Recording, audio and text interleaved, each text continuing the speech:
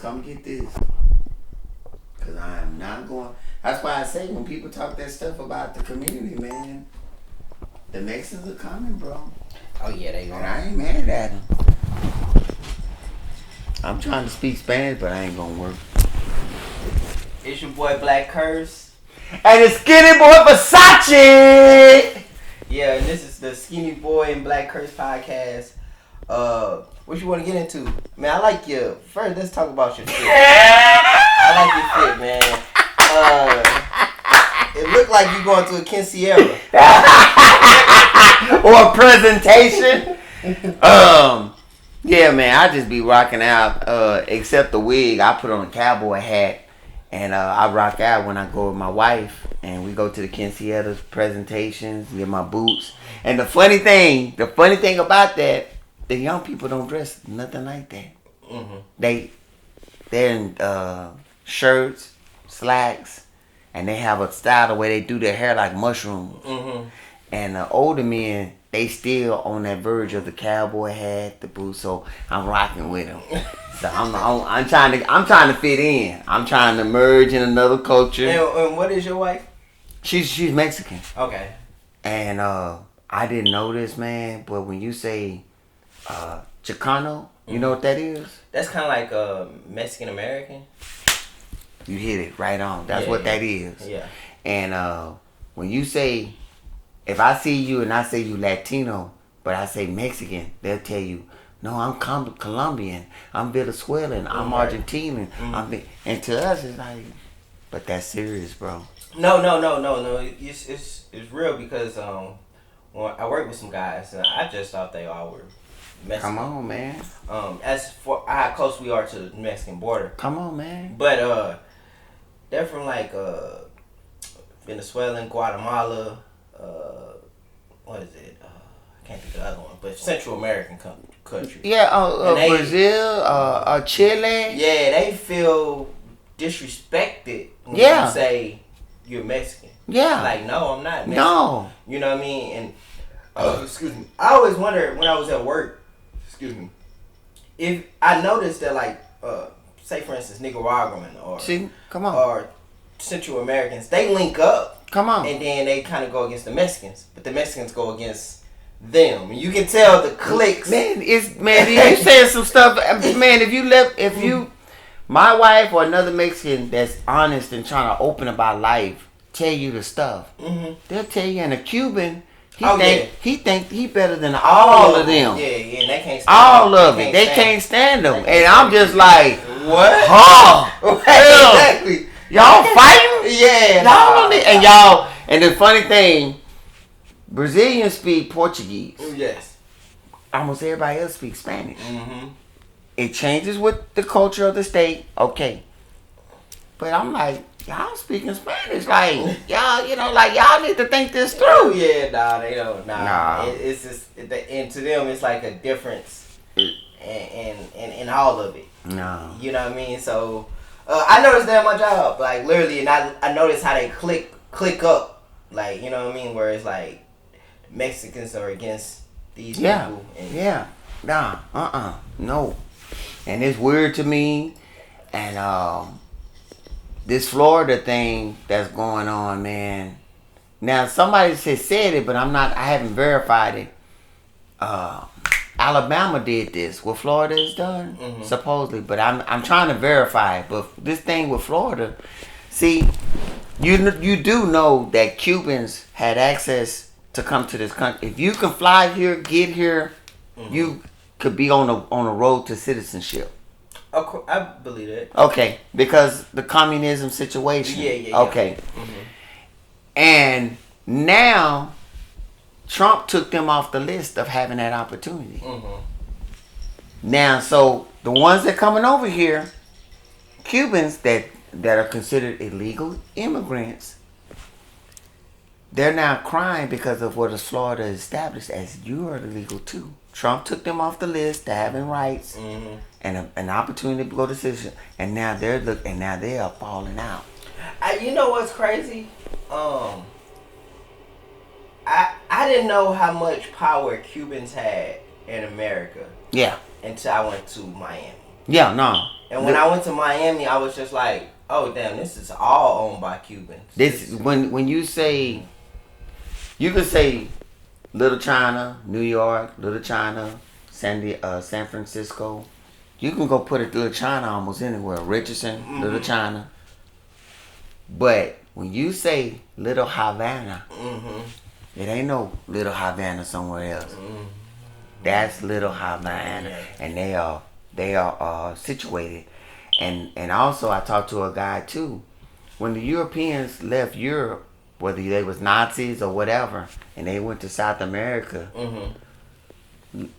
that's white mixing. And you could tell, like, you see a native,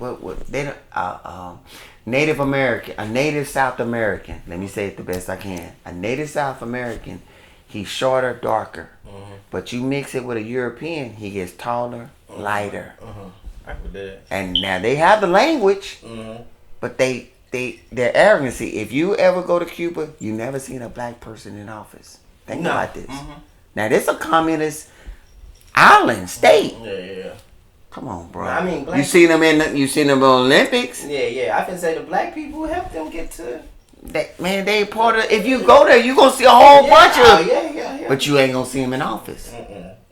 So, you know. I always wondered about. Well, I ain't gonna say I always wondered about that, but because you know, with black consciousness in America, okay, it could be very confusing if you don't know history. Come on. Don't know. Talk to me.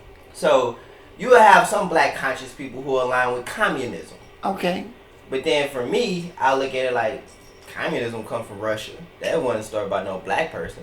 The Jews are the Jews are the foundation, the architects of it. Yeah, and I can say they do that. And, you know, it's Jewish. Like even in Russia, it's a lot of Jewish things that I didn't know. Come on, there. Yes, sir. We can't speak too much on the Jewish people per se.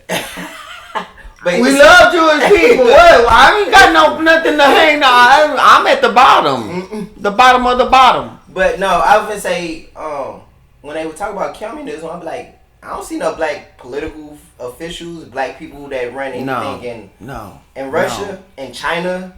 No. And definitely not in Cuba. No. Because these are like the big communists. You're not gonna right. You know what I mean? And I don't. North Korea. Come on. Yeah, I don't see a equality, I guess you can say, in the resources. Right. True. You don't see true lived out communism. You know what's funny? And I was thinking about this the other day. And this may sound crazy, but I was thinking to myself that, like, you know, people fear possibly the Chinese coming over here and taking. Okay, come on.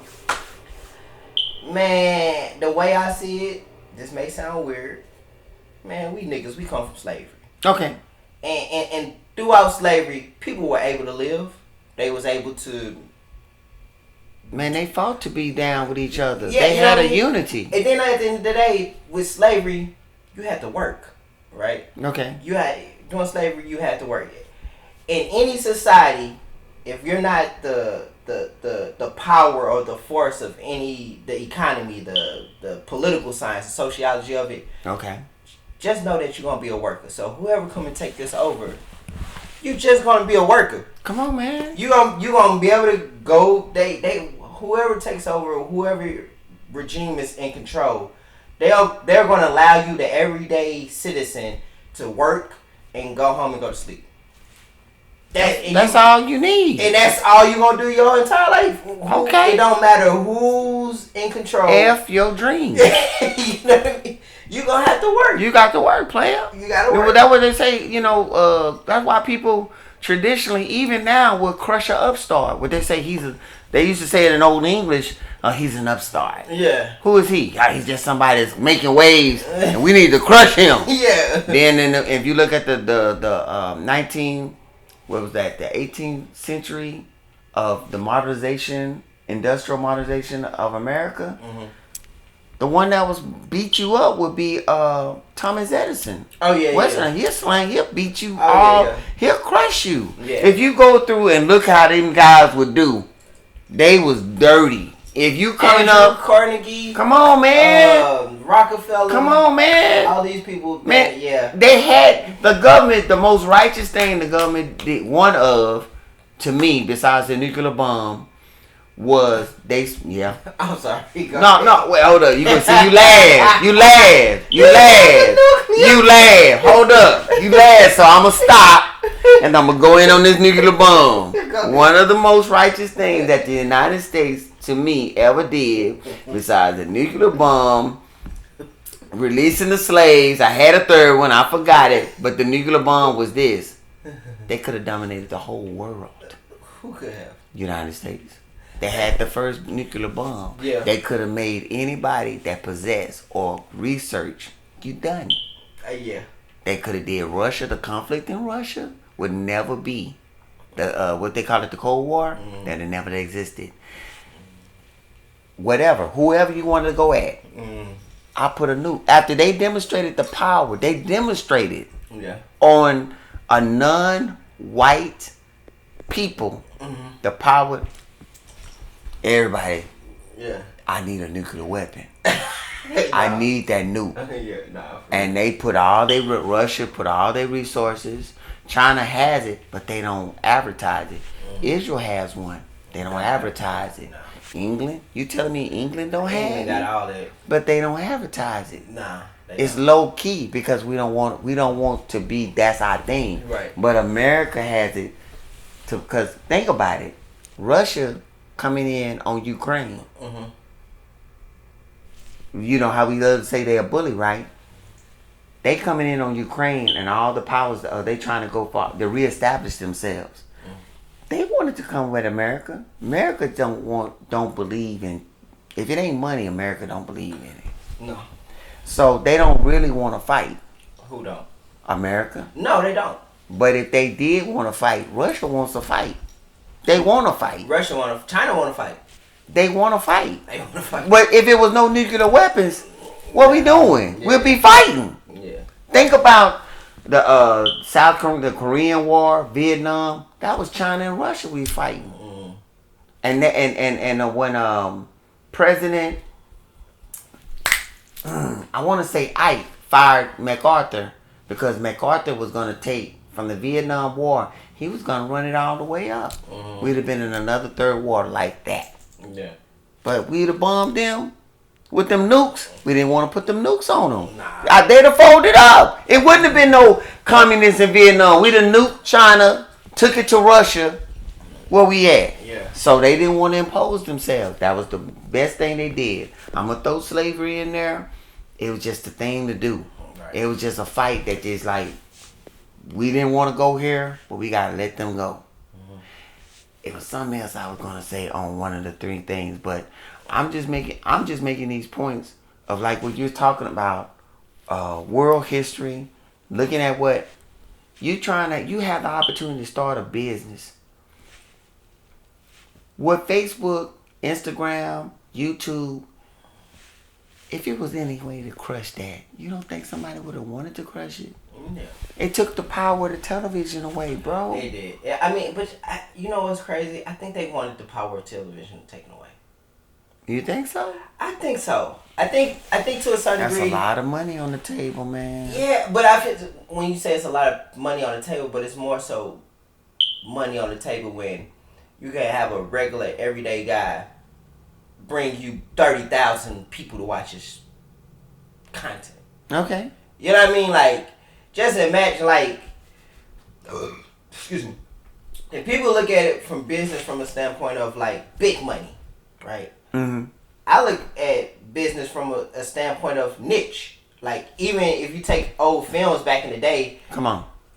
The money, the movies that they put the most money into, paying for A-list celebrities and this stuff like that. They didn't make they made money, but they didn't make a whole lot of money off of it. They make money off what?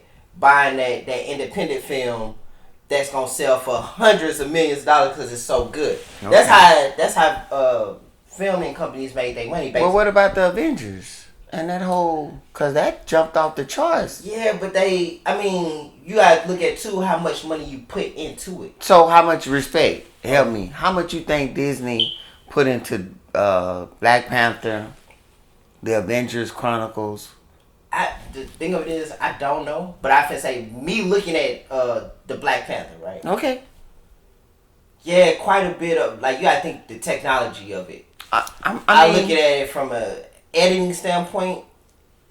You have to pay those editors to edit that. I mean, come on. You got the cinematographers to film it a certain way. The studios. But see, this is what I'm trying to get you. I want you to step on it. Is that even if you put 200 and we throw numbers around. Right. That if we go back 100 years. $11,000 100 years was money, bro. Yeah. Okay, so if you put 200 million down and you caught $1 billion, yeah. Oh yeah, of course. But I can say it's on some of them, it's they overpaying for the filming, as opposed to when you get an independent film. Let's just say back in the day they shot an independent film for $10,000. Okay. They sell it to a movie studio, not MGM, but Paramount. Okay. One of these big ones. They look at it. They get their executives. Man, yeah, you know what? We want to try it out. Put it in theaters. It do astronomical numbers. Okay. They paid $10,000 to make this film. You gave them $50,000 Friday. You know what Friday. I mean? Yeah, you know what I'm saying, to take the movie. No, that was $1 million movie. And then you make millions. No. You get what I'm saying? No, you're right. Because Ice Cube would have been like, he'd probably been on his way to being a billionaire or something. On that one movie there. Exactly. But they talked him into using their money and they bought the film. Exactly. That's the game. Like, in business and life, you want to pay as low as possible you possibly can for something. That's the truth. And then you want to sell it for as much as you can possibly sell it. That's capitalist. That's business. I capitalized on the situation. Yeah, you know what I mean. That's how you want to treat anything. You know what I mean. And it was a dude at work. We was talking or whatever, and he was like, "Man, I want to get this Bentley. I want to get these houses. Just talking." Come on. I was like, "Man, you talking to somebody, bro, or I want to get anything I could possibly get my hands on at the lowest possible price point." No, you saying the stuff. You saying it. I said so, bro. Like, living in this area, you won't catch me over there. I would rather pay $5,000 for something than pay $500,000. No. You know what I mean? You talking to a person that would pay $5,000, $2,500 for something, and try to make $150,000. Right. You know, you be good. And be good. Right. You know what I mean? I don't want to go where the happenings is happening. I don't want to go where it's up now. Right. You want to go. You have to go. You have to create that. That's what South Dallas is going through. Yeah. It's going through it. But when I tell people they don't understand, I say, you don't understand. I'm talking to my daughter about fashion because she's a fashion designer and everything, and I was telling her to go through Coco Chanel, Versace, Karl Lagerfeld, go through the history and learn they ups and downs, whatever. Because everybody think what I want is gonna be, and you don't know. You don't know. They bringing out that Coco Chanel was a collaborator with the Nazis. If you listen to Coco Chanel's life, why not? Man, all that why stuff. not? The whole French and British army got beat up. Yeah. And now we women, we up there trying to be one of us being prostitute, the other was trying to look good being a prostitute. Yeah. We trying to make it and eat. Yeah. So I'm just trying to put that to her to learn of the industry that she's going through. Man, and that's the thing. Like, I was telling people, like, coming from St. Louis, I know a lot of people that were into fashion. When I was young. Come on. And they was big on the history of it. They was big on the magazines. Come on, man. The Vogue or all the fashion. Come on, man. I'm it's telling on you, wall. It's a serious deal. It's serious, bro. It's not just I want to make, even like when I think what's his name, Kanye West did the Charlemagne interview. Mm-hmm. In his car or what? Nah, I think he was at his spot where he make clothes. I got you. At his house. Yeah, so he was talking, and one thing I learned about fashion or art, even art, I always used to wonder, like, why does art cost so much? why do Gucci or Birkin bags, why are they so expensive? It's not really based off a name. You don't think so? You don't? It's based off of the craft. And when I say the craft, and the reason why I say the craft is because like when he was talking about, I think Kanye West was talking about like Birkin bags. Mm-hmm. It's the way they stitch it. That's like the only design. I'm gonna tell you. It's mamacitas. I mean Africans. It's Chinese. Yeah. You can put them on it. No, I'm gonna say. I'm telling you, it's such a brand. And if you, that's what I'm saying about go back to what Chanel was and how she got to where she was. She was just starting out doing the woo woo, and she caught a wave and she rode it. Now, because I'm going through this with my wife, man. Yeah, I'm going through this with my wife. Well, what I was gonna say is like when you take fashion, right? When you take these people who are call themselves fashion, if they wear some jeans that come from a certain place, okay, Gucci or this, that, third. Okay, you don't know because we not into fashion. That's probably the only piece left of that fashion design. That's the value of it. It's the only left. It's the only piece that, and it's stitched. You know what I mean? You have to, I'm telling you, because if you can make people, it's the emperor and the wardrobe. If you make anything you have, because that's what I just learned about Gianni Versace. They all started out humble, but they caught a wave. They rode that bad boy. Yeah. They rode it harder than what cocaine is. And they created a brand that you wanted. And when they rode it, Versace rode in with rappers. Yeah, they didn't put it in this thing, but he did. We didn't see when we saw Tupac and all of them. Man, we was nice. We was nice. Yeah. I raised up in the 70s, so I'm looking at man, that's the 70s. But put Versace on it, and that was on sale, $400 shirt. Yeah. So he made you want to be. When you saw, he knew how to market himself. You want me. You want what I have. You want my look. Where you get that from? Oh, that's Chanel. Right. That's Versace. It's your image. And then if you can put something more exclusive. I'm telling you what, my wife showing me, she opening up the curtain. I'm going in myself. It ain't just the material.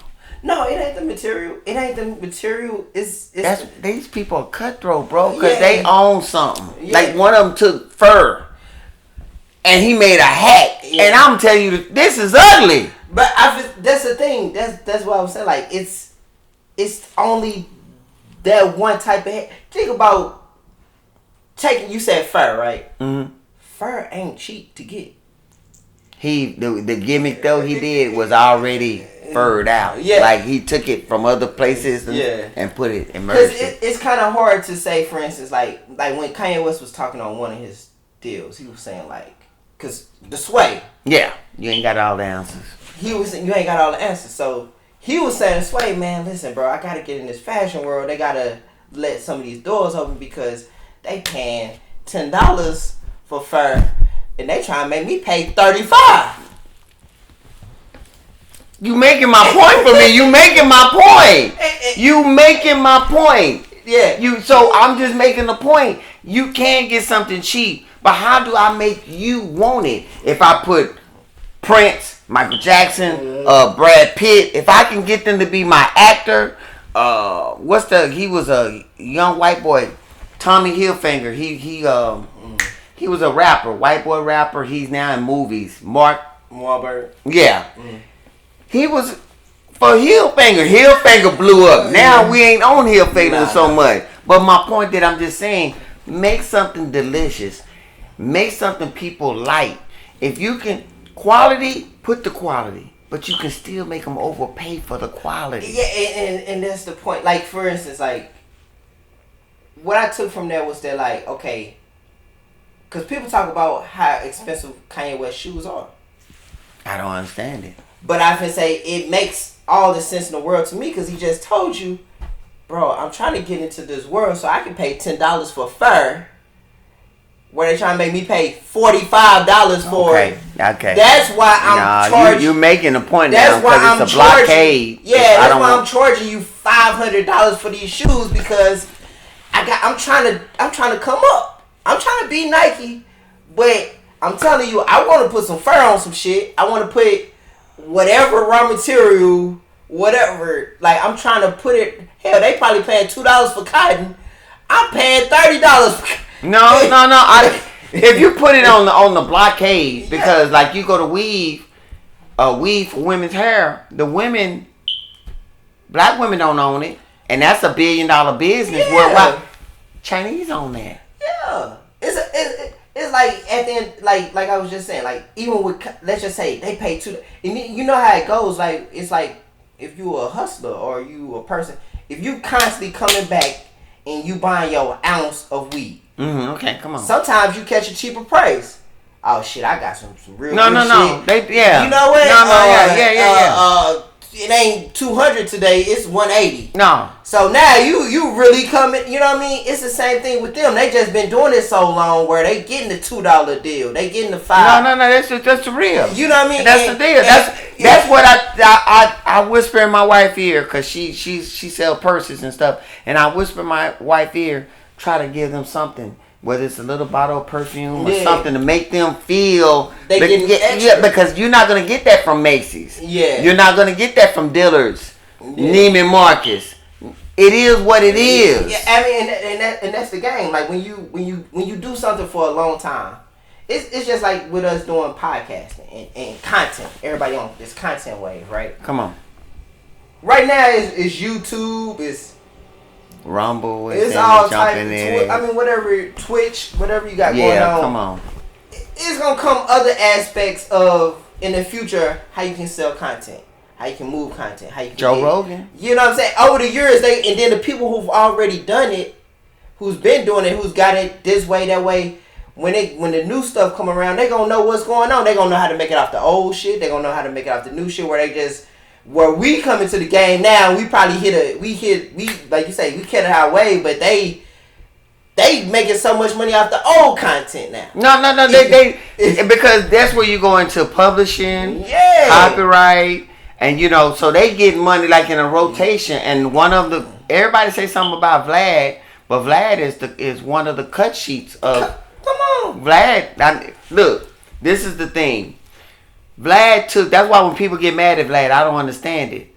They wanted me to get mad at him, when people put a social conscience and all this stuff like that. But Vlad started something that nobody who want to talk to damn rappers. Man, come on. This dude just probably buried 30 bodies that we don't know about, and he getting on there on Vlad telling you about half of them. Man, and the funny thing about that, because Vlad and Adam 22, and I was watching a girl that was on Adam 22, Gina. And she was on Math Alpha show. And they was asking her about, working with Adam 22 and all this, that, and third. And she was saying, all I really wanted to do was I wanted to have a show where it was a freestyle show. That's all I wanted. That's what all Adam 22 wanted? That's all she wanted. Okay. She said that's all she wanted from Adam 22. She's like, then I had a show. He gave me the show, whatever, and then it just kind of didn't work out or whatever. But I was looking at her like, Adam 22 ain't no goddamn body. To have a freestyle show, get you a goddamn camera, some lights, and fucking a mic inside. He already done built the house. Man. That's the whole point of what everybody don't understand. You want to walk into the house and have it built. Yeah. Women do that. People that's lowest, and people don't understand the work that it takes. Yeah, no, I mean that's essentially what it comes down to is like what you're saying. People don't want to do work, and it's hard, bro. I mean, come on, man. And I get that it's hard. I really do. I'm not going against agreeing with you. Yeah. I'm just saying I respect the work it took to get there. But when you go to a house that's already been built, if they say pull your shoes off, get on your knees. That's how they go. That's how they go. And that's what I be looking when I hear some of these people talk. I be like, man, at the end of the day, like, I recall Adam 22 kind of start. Do you?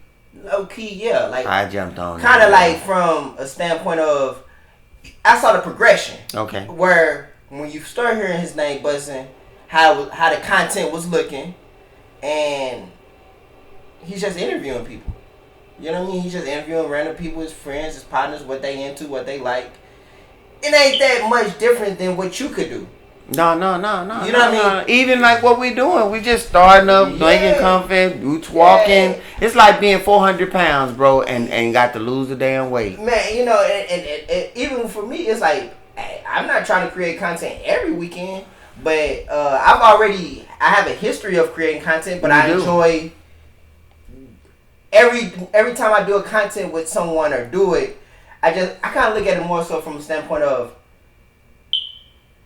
on YouTube, they show you how many videos you got on your YouTube page. Okay, come on. I like Joe Budden. I think Joe Budden got over 2,000 videos on his page. Oh, wow. You telling me something. Yeah, I look at stuff like that. That may sound weird to some No, because people look at the numbers. No, come on, man. They look at like, oh, man, you know, he doing the numbers.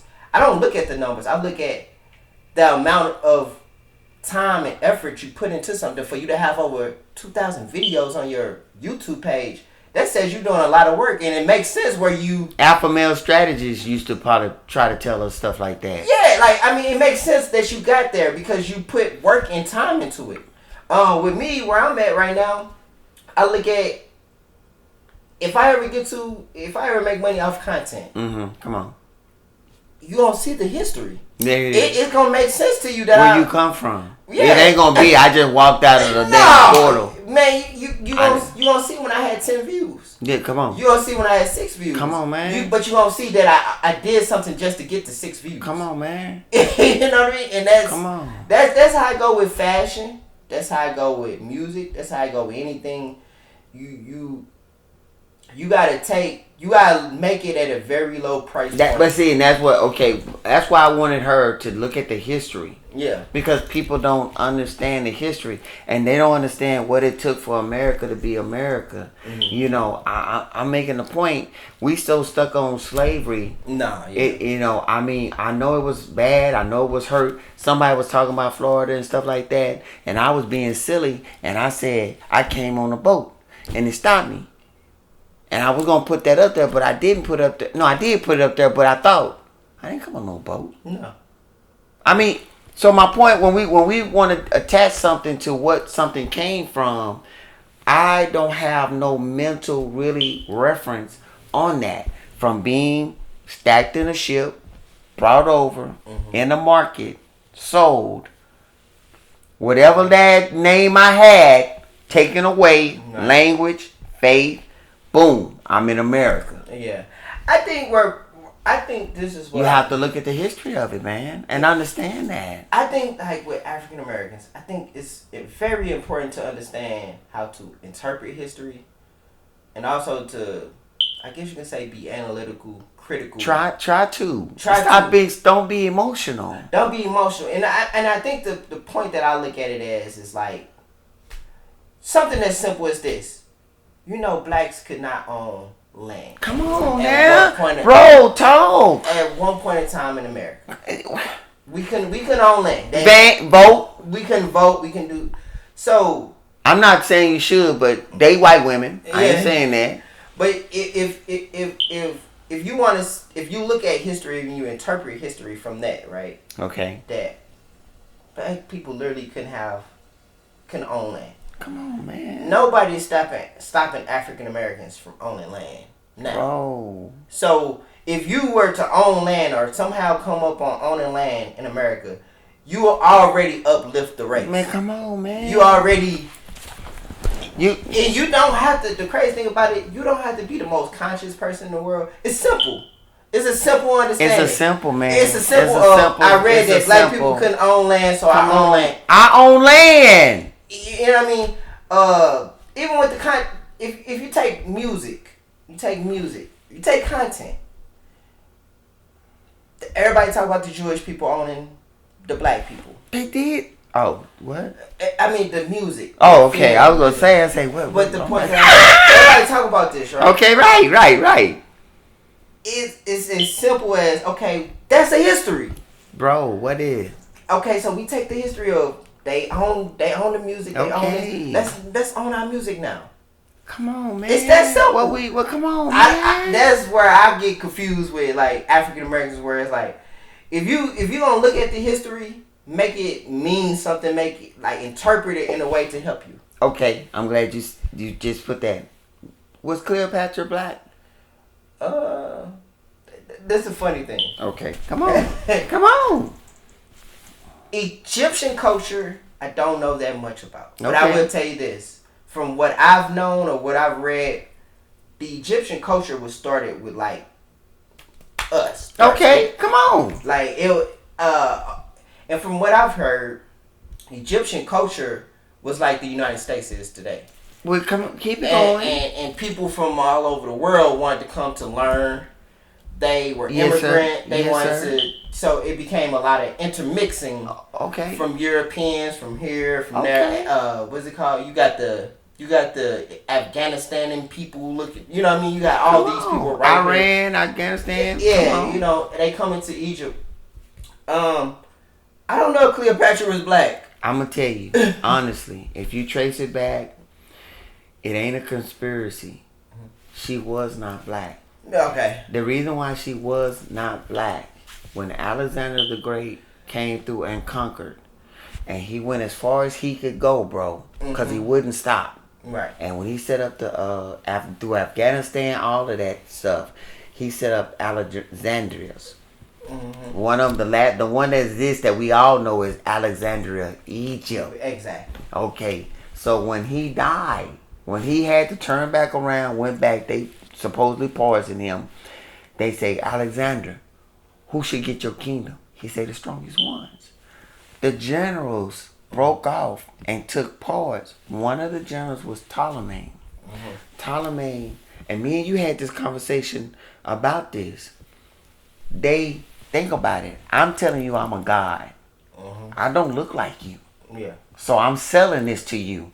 And if I'm a god, I'm not going to marry nobody that look like the people that I conquered. Right. Because my blood is so divine. Okay. So my point is, he had a dynasty that lasted, they saying, well over 300 years. That my point. And they intermarried. It was it's the Rockefellers, I think, was doing that too. And you had even broke that down to me, to keep the power within the family. What's they called? The Europeans did it so much. Yeah. France, England. By the time they was cousins to each other, bro. Yeah. So you're in Egypt, in a black heritage culture that you've dominated on prime real estate. Right. I'm not trying to delude myself and marry into y'all. I'm trying to keep things in house. Yeah. Honestly, brother, she was Greek. It's other black queens that have existed. And I think that's the issue that I think is like weird. Is that like when it comes to us, we want the history to be. We want to be in it. We want to be in it. It's like, to me, I don't like. I always hate it when people say we were kings and queens. Now I have a dude that honors me like that, and I don't like it. Yeah. I don't like it, bro. And like. And we begging. And like I say, for me, with kings and queens, I always look at like, king, for me personally, I really wouldn't want to be a king. And I the thing of it is, I think of it like this. You have, let's just say, we take the United States government. You have the president. You really think the president is so smart that he's making all these decisions for America? It's a machine. It's a machine, bro. So the general plays a role. The economists play the role. Come on, man. All these different factions of the government, machine, man. They play a role. Those people are important. You don't. And everybody coming up to the microphone in the White House, I'm the president. Yeah. I'm the president. Then they delude what the president is. Yeah, it's like, for me, I don't see the. To me, if you were to say like, okay, I wouldn't want to be a king in Egypt. I would want to be the architect. because we always talk about the design, the buildings, It's a street that a city engineer put where he got all his kids' name on the street that you don't even know about. You wouldn't know about, but even like for instance the pyramids, the architecture. Come on, man. We still talking about this to this day. And we trying. We don't say nothing about that person. But we'll talk about fucking Cleopatra. Come on, bro. Right, that word to me. And there was many pharaohs and stuff. It's a hard. We stuck on Cleopatra. You know what I mean? And she had. Come on, man. And that's where, and like I say, with the Egyptian culture, it was one thing that I've known, what I've read, and I've saw multiple sources, is that Egyptian culture was the foundation of the ones that white people talk about, Asians talk about.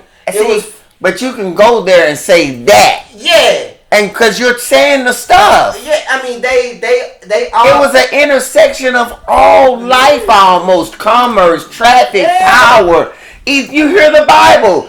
Jesus going to Egypt. Yeah. Egypt threatening the kingdom of Israel. Egypt was a world power at the time. Yeah. You know, and it was founded on black people. Come on, man. So, like, for me, just that alone, I look at it like when you talk about a George Washington, you talk about how great America is. We talk about these dudes' name. It's dudes that started that we don't know about. You know what I mean? And I feel like they are way more important. It's more important to figure that out as opposed to talking about the intermixing of the Greeks and Egyptians. I don't see the pause on that because it was greatness. Yeah. And if you honestly want to get into it, it's so many black people that we're not talking about that was so incredible that blah blah blah. Yeah. So we stuck on this beauty queen or whatever she was. We stuck on kings and queens. Like kings and queens ain't shit, man. Like political presidents and all these people are not. They are not all that. Okay, I'm gonna tell you this. I'm glad you said it like that. You can tell when something is so incredible. How you tell? Attila the Hun, when he was killed, the Huns dissipated. Mm-hmm. When Genghis Khan died, the founder of the Mongol, it took almost 300 years before that dissipated. Mm-hmm. He united them. That's power. That's power. When you pinnacle on a person. Cleopatra didn't stop nothing, bro. Nah, heck no. She didn't. She was a pinnacle point for her own personal thing. We should be stuck on the dignity of our personal lives. Right. Okay. This is something I want to go say on this. I want to speak on this. Is that this is something that I think when we look in our lives in America as black people and what have you, is I really believe, and instead of us saying we're kings and queens, we should be so mad at the power of the white man that I'm a good father, that I'm a good husband to the best of my, and that goes to the woman too. But I'm making a point, because we're. The white man don't want me to be a father. We should be that, bro. Yeah. I mean, it's the same thing, too. Like, I think of it like when you go to work every day. Okay. Just have some pride, some dignity in what you doing. Come on, man. Every single day. And somebody be like, why would I do that as a black man? That's how you gonna keep food on the table. Come on, That's how you gonna provide for your family. Come on, man. Man, all you niggas got kids. Man. Come on, bro. Like, you gotta... I'm gonna tell you something. The pride, if you meet you an older black woman, and if you haven't experienced this, you're gonna notice it. Meet you an older black woman, take her out to eat. Mm-hmm. She gonna be pissed off. Mm-hmm. Why? Because she said, I cannot cook these. You giving me dog slop. Right. There's a pride in, I got skill. Yeah. You bring her, if you ever meet an old woman, you're going to meet an old woman that cook. I'm making a point.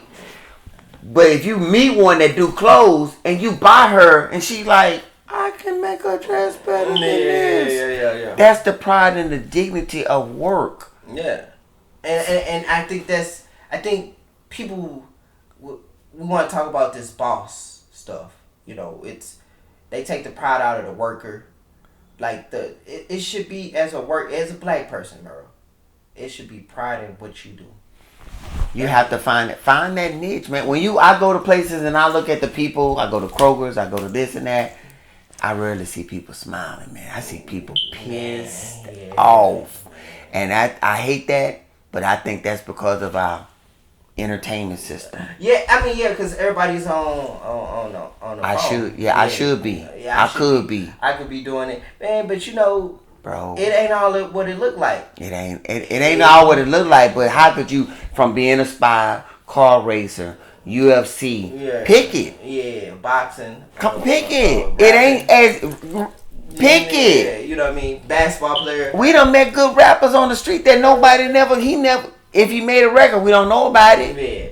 And you know, and I think for me, it's just more so like we was talking about touring the other day. Okay. And I was like, man, I'm gonna be honest with you. I don't think I would like touring every week. But you a family man, Eric. You a family man. But if I could get my son to go off or get out of his mindset or whatever he on, he don't have no wife, he don't have no kids. Right. Go off. You a family man. You to your heart. Well, I feel say even in that, right? Where I think people fail to realize the work that goes into things. No, I mean that too. Cause like for instance, I don't think they understand how brutal touring can be. Nobody understand how brutal putting yourself out there. You think you feel like every day you feel up. Put a song on. You don't feel every day you feel up. So this day, maybe your mama died. Maybe she didn't. You just don't feel good. What drug can I take to make me turn my switch on? Yeah. And that leading you down a path. Then the person stealing. Bro, this is a whole mindset. You have to stay Buddha level. Jesus mission 5. Yeah. I mean, because it's a lot of time and energy you putting into something. You know what I mean? I just think that I don't think people understand how much time and energy it takes into touring. They don't understand. To doing interviews. You don't. That's to creating the music. That's the thing I like, that when we get the opportunity to look into YouTubes and stuff like that and Twitter and get to see these people live, and when they talk about it, we kept Lil Wayne in the studio. Right. We made Lil Wayne think it's no better place to be. When you go look at Michael Jackson with Quincy Jones, they was getting on each other's nerves, man. Yeah. Just shut up. Yeah. Get on this note. Yeah. Nah, for real. So, in the building process, we never understand how it is. We just look at, man, that look like fun man. We see the watches. Yeah, man. The shoes. The wig.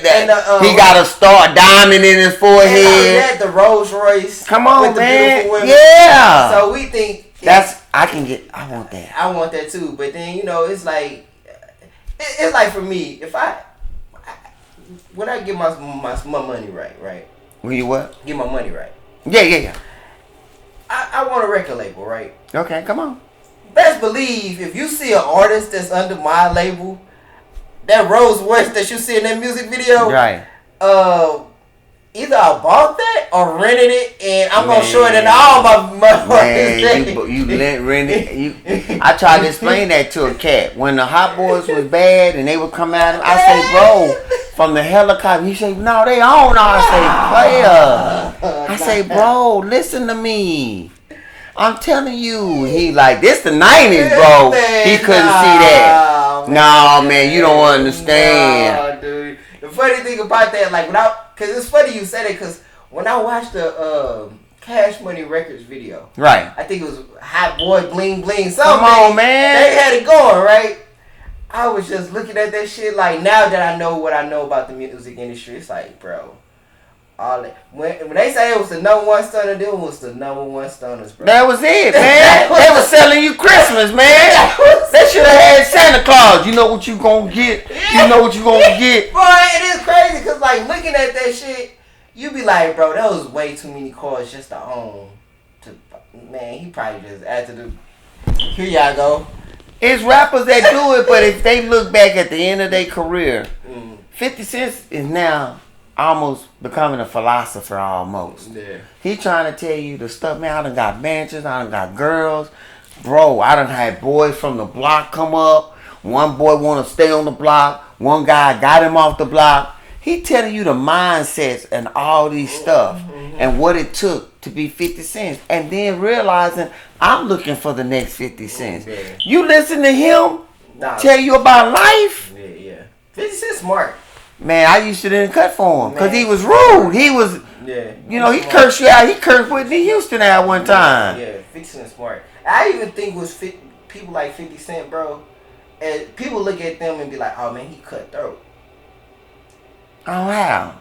I just look at you go talk to Yayo. Yayo don't say none of that. I mean, the thing of it is you may say he cutthroat, but when he get on somebody's ass because they didn't pay him some money, I get it. I'm supposed to pay you some money. You owe. He owe. I'm supposed to pay you some money. Yeah. What's wrong with paying of working out some or figuring it out? Man, I'm finna say, man, this broke ass nigga didn't pay me. Like, what's wrong with you? The only thing about it now is 50 Cent's at the thing, and he's at a point in his life.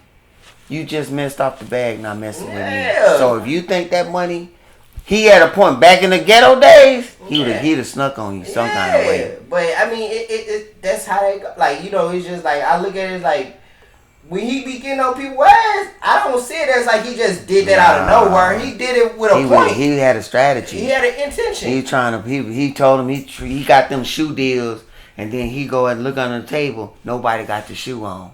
You pay me, bro. I ain't even getting paid to be me, but pay me to be extravagant.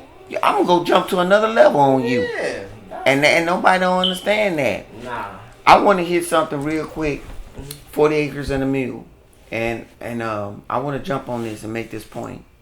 People say we was told by a white man, y'all gonna get 40 acres and a mule. We still hanging on that. We still looking for reparations. And I'm gonna tell you something that is the truth. And if you research it, a lot of people, especially out of the South, got my family. My granddaddy, I think I told you this one before, had 20 acres. Something came up. I think he was trying to save my uncle. Was going to go get him a lawyer or something like that. That 20 acres, he sold off. He went to my brother, my mother and my uncles, offered him for $900, 20 acres. They turned him down. I think 10 of it went to a white man bought it, and then they had 10 before they sell. They didn't do the will or nothing like this. It just went down to the family. So when you go down to the family, then it goes down to the grandkids. That's a fight. And if nobody paid the taxes, because that's always a situation, then the government steps in because they want their tax money. That land just went to a Mexican family for $150,000. Just the land. Okay. On my mother's side, she's a holder. There was a plantation, and you Google it. I did it, and it tripped me out. The holders, the slaves, got most of the damn land. Right now, it's 90 acres. And people don't understand what 90 acres look like. Man. The average person from the city don't. Because 20 acres will rock your mind. Seeing 90, that 90 acres, bro, that you can't negotiate with them or say it's going to go back to the government in a little bit. They won't negotiate. They won't unify. They won't cut no deals. That land came from the plantation. Highway 6 in Texas that go through that land, all that was a plantation, bro. And there a lot of them holders sold their land off. So now you see farmers owned by white men. I'm in California, South Carolina, they doing this. They got land over there. They selling it back. Yeah. South Dallas was white. Right. Bonton was the servant quarters. When you go to South Dallas and you see Martin Luther King, if you go on the backside of that, those was rich people, bro. From Zales to Neiman Marcus, all them. Because Neiman Marcus started down here, right? Yes, sir. Them rows of houses that was nice. Yeah. Those well-off people. The servants From the ugly little house, those white people. Yeah. Bangtan was the people's servants' quarters. Yeah. You come do your maid work. Dallas have a lot of rich people. They really don't. They don't really say much about. Man, we had the Ku Klux Klan down here, bro, at the Fair Park. Really? In public, not in my life. Mm-hmm. Maybe I was a kid. Most likely wasn't born yet. My point is, you look at the history, you look at the stuff. We had land, bro. Yeah, we had it. We let it go. Yeah, even like now, I tell people all the time. The black people in Texas, I've met black people that have horses. Come on, man. I ain't met them back where I'm from. Come on, man. Like, nah, you know how hard it is to keep a damn dog over a horse? That's what I was telling somebody. I was like, the upkeep? Bro. I said, one of my sister friends, they had 2 or 3 horses. Like, I was like, wow. Man, you gotta... And these black people, like, you catch some black people down here where you be like, yeah, y'all got something. I mean, come on, bro. I can go to Bryan, Texas. Bryan, Texas by College Station. On my grandmama, on my old man side, they the Bryants. Mm. They got land down there. And one of the lands, I ain't never seen this before in my life. His kids have a house. Mm-hmm. Like almost like an acre apart from each other. Yeah. Where you see black people? Nah, and that was, this my daddy from this. And people, here black people, I wouldn't want to live on my... You ain't got a daddy that left you nothing. We don't leave each other nothing. I'm in a will of my mother because she had enough sense to marry a man that's decent. And now because of him, I have property that I can maintain, pay my taxes, and hopefully pass it on to my son. Mm-hmm. The stuff that people told me to do, build a trust, I got that from them. Credit, a white woman on television told me about it. All the opportunities. You couldn't even have a credit card. Mm-hmm. My homeboy, Tracy, went and worked for the post office. He make about $80,000 a year. His daddy still living. That's unheard of. Mm-hmm. How in the hell? You know how you have to get over bitterness? You know, just, you like, damn, why am I mad? He was mad like, how in the hell you do that? Mm-hmm. We've gotten opportunities. We doing stuff, man, that's rocking worlds. We going overseas. Mm-hmm. Yeah, no. Bro, will you tell me going back 1960 who went to Panama, Brazil, anything, the Bahamas, Cuba. In the 60s, who was doing that? You go talk to your granddaddy and say, granddaddy, you went to, boy, in a war? Yeah. Bro, back a chick from Korea in a war? Yeah. But when the opportunity we have now, we still talking about reparations, bro. Yeah. You have the opportunity to get it on. Well, like I've said this about reparations, and I've had many conversations with like African Americans, and they want some money. Yeah, they talking about money, but I said, man, reparations ain't really, in my opinion, to really help African Americans with reparations. It's not gonna help you, man. I say give them college free. What is it called? Give me a loan where the interest rate is 0%. Okay, but if businesses, the first year of a business have the 80% failing rate. Right. Why is that something I need? The college is on you finishing because you have a criteria. Right. Right. I hand you money, bro. You gonna tell me? I'm talking to you because I'm gonna tell you about me too. You tell me you done had like $10,000, $20,000 and you did it right by that money. No, and that's the point that I'm making is that I don't think it should be money because money you could like if you say think about it like this, Jerome. Your reparation is we gonna pay for your college to go free, right? Okay. It's paperwork you got to go through. Okay. And when you go to college, it's a lot of work you have to put in just to be in college. Come on, man. And the people who don't be in college, what happens? They don't fill out the paperwork. They don't take it serious. Come on, the ones that give a damn, they gonna fill it out. They gonna fill it out. They gonna go through the preliminaries, the hoops. Same thing with reparations. If you say, I give you college free, it's gonna be so many niggas that's not gonna go. Come on, man. But the small amount that do go and take advantage of that, you still ain't costing the government nothing. You ain't doing nothing but putting a productive person on market, man. Exactly. That's all you're doing. It's the same thing with, like I say, a business loan. If you interest rate or whatever, right? Just to get a business loan, it's a lot you got to go through. It's a lot of stuff, so man. It's just not like giving like to me where people like, oh, just giving black people. No, I think if you're gonna give black people reparations, it has to be something that they still got to work for. And to access it. We don't economically. We mad about the immigrants coming to this country. Yeah. We don't have the budget. We honestly can't even afford. If you look at our defense program, look at all our stuff, we can't afford to give out no billions of dollars to nobody that we feel like you owe us.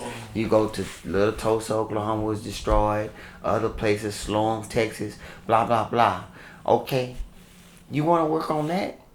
Because that don't mean everybody get it. If you want to work on them, everybody don't get it, bro. Nah. I mean, even with that, I think even like, for instance, like they did with the Native Americans.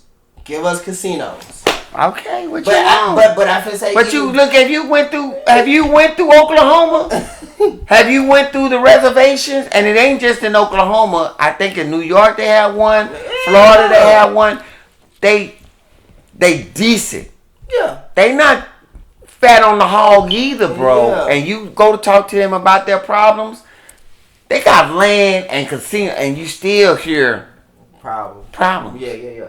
I mean, I feel like you gonna hear problems from us. But we think like money gonna take everywhere away. It's not.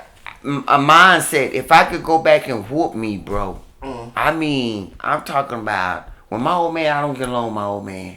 He not a good dude. He a sociopath. But when my old man was in the house, my grades was be good. My old man grades drop off. So if you don't have somebody standing over you, do you really need that Cadillac or do you need this Chevrolet? You're gonna mismanage yourself. You're gonna make bad decisions. Yeah. And I feel like that's why I think we shouldn't give it to money, because if you give it in the form of, hey, school, this, business loans. I'm sitting up here being honest, because you deal. When we go to high school, bro, you wasn't taught about insurance, life insurance, the stock market, loans, credit. We talking about cutting frogs up and stuff. Yeah, no. But everything I mentioned, if you mess with a person that don't deal with that, he outside of the damn matrix standing by a creek. He ain't in the system. So we got a social security number, blah, blah, blah. So my point is that you don't have a basic understanding of, you don't understand property tax. No. Property tax. Escrow account. No, they don't. No. I mean, that'd be the thing of, but that's part of the reason why I think we do need reparations, because a lot of African Americans are miseducated. Bro, okay, why my mother loved me, man. Like your mother loved you. Yeah. Your mother probably did, knowing your mother teach you about credit. Yeah. My mother didn't. My mother loved me. My old man won't teach you because you might be better than him. Yeah. Sociopath. But my point that I'm trying to tell you, but whoever did know, did they honestly teach the next person? No. Okay. When we get together, do we honestly share with each other? Our purpose in our lives as a black culture has left. Yeah. I mean, because I think a lot of us, if you notice, even to a certain degree, we can't even tell each other how much we make. Brother, no. Man, you gonna make me go in my back pockets. I was in South Dallas at the place I was telling you about, the eating restaurant, and I pulled out my card to pay, and I'm chilling, and my son, man, you need to put that card back up. Pay for this food and put that card. He said, man, he said, for those that don't know, it's American Gold Card. He said, for those that don't know, they don't know. For those that do know, and I ain't banging, I'm fronting. Man, you got some money I need to get off of you. Yeah, nah, for real. So I'm just making the points, man. Everything that we have, if reading, Frederick Douglass was about reading and education. When he heard, don't teach him how to read, he said, oh, that's what I need to be on. Right. That's what I need to be on. Perfect as hell. You know, and that's what I'm saying. I respect a person like you. You should have got your full-grown degree, your bachelor's. Economics the reparations for you, bro. People like you if that's the case. Yeah. But you know, because even if you take, for instance, with what they did with the PPE loans. Come on, now you gonna see now. I'm done. I was gonna lean on you. I was gonna let you maybe. See what that happened? Yeah, but I would say I don't think they should just give it away that easy. Cause it was so many niggas who don't have businesses, bro, applying for that. Come on, man. And the crazy thing about it is like, I hate that because it's so revealing of niggas. And we already knew. Come on, man. What we was like. Come on, God man. Damn. Cause I mean, I know people who literally got that loan just to go buy Gucci. Come on, man. See, literally. But we talk about now. We want white reparations from a white man to go spend and give it back to a white man. That's why I say that it has to be like school. It has to be. You have to give African Americans where it's like a, what's the word I want to say? A perimeter. I hate to say that, man. That's what it is. When you met what the black man was, is what the Mexican is now. Yeah. Bro, you had to destroy them. Yeah. They was incredible people, bro. Of course, I believe that. They was, well, I'm genetically, and no, nigga, you have mentally and physically adapted to a hardcore situation. I think, to a certain degree, what people fail to realize, as hard as they worked, you had, like, African Americans who were reading, who were getting, like, a little bit, what's the word I want to say, like, they was getting into the intellectual world of America. Okay. And not to take away from the Mexicans or nothing like that. It ain't no. This section right here is not. Come on. I don't see them doing it like that. What you mean? What you like saying? From the intellectual standpoint. No. Okay. I'm gonna tell you. No, I'm gonna tell you. Cause my wife is opening up a door to me to let me see, brother. It's just about work. That's all about. It's the work. That's the point I was trying to make. It's like it's more of a laborous. I went and I laid concrete, and I was working for this white boy laying concrete. I'm talking about I'm Mexican right now, and then I looked at my boy. I said, because I learned how to do it. I learned how to cure it. I know how to mix it. And the equipment I need. Then I looked at my homeboy. I said, he charged just to lay this thing. He charged $20,000. Man, we could do this for $5. When you go put the piers on the foundation of a house, they charge you $15. Right. They was Mexican going around say $5. Yeah, give me $5. Yeah. Give me $7. I mean, and it goes back to my point of like. That's what a black man was, bro. Yeah, of course. But I would say that goes to my point of like buying it from the lowest price point. No, that's it. That's it. That's why people are lying about them being over here. The people is gonna hurt, and the people that got a business. Yeah. You being a poor white person that won't do that work, what you talking about? Exactly. Nah. But the person that won't. Hell, if you a poor nigga who ain't finna do the work. But you. What? Yeah, they just talking. You just feeling some kind of way when you saw one car turn into 7 cars. I've seen it I'm in Pleasant Grove. I seen a house. The house got to the left, connected to that house. To the right, connected to that house. It was one house. It did just like bam, bam, bam, bam. Yeah. And I know they related some kind of way. Yeah. I don't care if they human trafficking. Yeah, they You know, I'm just making a point, and they do that. They do it. They chop and chop and chop. Yeah. I tried to do business with a brother. I caught some stuff, and we tried to work out a deal, and it was like the agreement was $200 that he was gonna give me back for the product because he gonna sell it. Mm-hmm. He handed me straight $50. That showed me you. Mm-hmm. Then he came back. I'm like, bro, we good. Mm-hmm. Then I went to, and then the way they treat my wife, I have status with them. Mm-hmm. I have dignity. Mm-hmm. They hate black people. They look at us as lazy. I got my first job. I tried to get on and being a driver, and he was right. He said, I can't hire you because you're going to just want to be the driver. And I want you to get out there and work. And that's the way a driver feels. Man, I drove here. Man, you know, it's funny. I said something to somebody to work the other day. You know, we was talking or whatever. I was like, one thing about me is like, with me being a lead at my job. Come on. No work is beneath me. Like, literally no. You have to have that in your head, man. Like, no work is beneath me. No. Like, I can go, the mixing department is the lowest part. That was my favorite job of the whole department. I could do mixing all day long.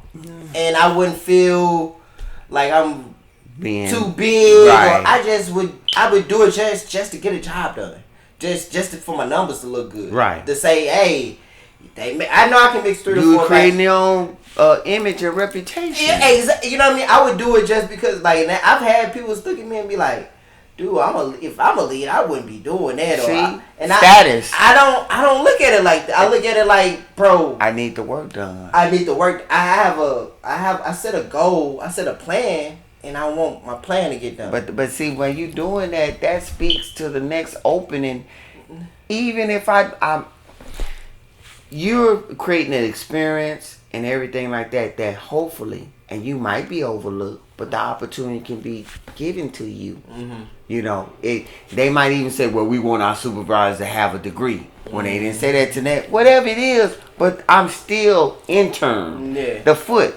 But if you don't do the work, bro, if you don't set a reputation, and when you messing with chemicals, so long, some batch messed up, that's gonna come back. Yeah. I bet that this batch messed up. You can get away with it for a while. Yeah. You can try to pass it off. It's gonna land right back on the person that's consistently not performing. Man, it is crazy because like I look at work like that, like where it's like, man, it's real simple. Just follow the damn recipe. Man, I've seen people where it be like they don't follow the recipe. They don't. It's like, you know, I had to say something to this guy the other day at work. I say, how old are you, bro? You 63 years old. I'm telling you to be 63. 63. Man, I said, bro, you 63. I'm telling you to be on the floor at 2:15. Yeah. Can you follow simple directions? No.